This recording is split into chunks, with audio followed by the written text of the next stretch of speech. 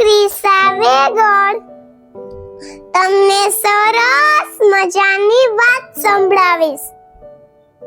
પશુ તણી પંક્તિ મેળાવી દેહ મનુષ્યનો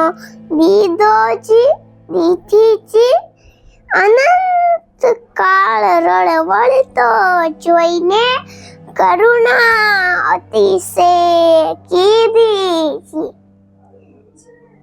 જીવાડીઓ છે ના જીવે છે અનજળ જેને દીધું છે, જ્યાં ત્યાં તારી રક્ષા કીધી તેનું ભજન ન કીધું છે.